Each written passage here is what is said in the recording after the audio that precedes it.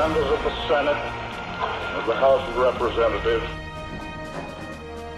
Yesterday, December 7th, 1941, a date which will live in infamy. The United States of America was suddenly and deliberately attacked by naval and air forces of the Empire of Japan.